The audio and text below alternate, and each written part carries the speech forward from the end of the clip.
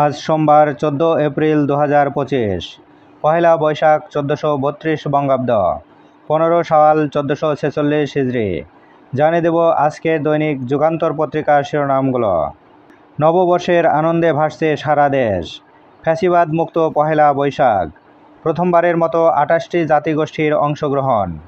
ফিলিস্তিনিদের প্রতি সংহতি জানিয়ে সম্মিলিতভাবে শিল্পীরা গাইবেন প্যালেস্টাইন উইল বি ফ্রি। নতুন শিল্পে গ্যাসের দাম বাড়ল 33%। 13 এপ্রিল থেকে কার্যকর। অনুমোদিত গ্যাসের চেয়ে বেশি ব্যবহার করলে বাড়তি গ্যাসের জন্য নতুন দর কার্যকর হবে। বাংলা সনের জন্মদাতা আমির ফতেউল্লাহ সিরাজি। এবার শেষের পাতা। সংবাদ সম্মেলনে বিডা ও বেজার নির্বাহী চেয়ারম্যান। 10টি অর্থনৈতিক অঞ্চল বাতিল। তাৎক্ষণিক বিনিয়োগ 3100 কোটি। সম্মেলনে খরচ 5 কোটি টাকা। ঢাকা বিমানবন্দরের 3rd টার্মিনাল দ্রুত চালু এবং বন্দরগুলোকে সচল করার উদ্যোগ। সময়কাল নিয়ে বিভ্রান্তি। ডিসেম্বরের মধ্যেই নির্বাচন চায় বিএনপি সহ মিত্ররা। গ্যাসের দাম নিয়ে ব্যবসায়ীদের প্রতিক্রিয়া। রুদ্ধ হলো নতুন বিনিয়োগের পথ। ত্রয়োদশ সংসদ নির্বাচন। চট্টগ্রাম 12।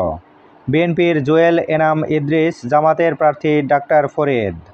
বৌদ্ধবিহারে সম্প্রীতি ভবন ভিত্তিপ্রস্তর স্থাপন। আমরা সবাই এক পরিবারের সদস্য, বললেন প্রধান উপদেষ্টা।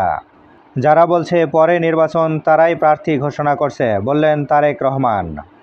প্লট জালিয়াতির 3 মামলা। হাসিনা, রেহানা, টিউলিপ সহ 23 জনের বিরুদ্ধে গ্রেপ্তারি পরোয়ানা। রাজনৈতিক হয়রানিমূলক 7000 মামলা প্রত্যাহারের সুপারিশ, আইন উপদেষ্টা। মেঘনার হানি ট্র্যাপ, টার্গেট ছিল রাষ্ট্রদূত সহ ধনাঢ্য ব্যবসায়ী।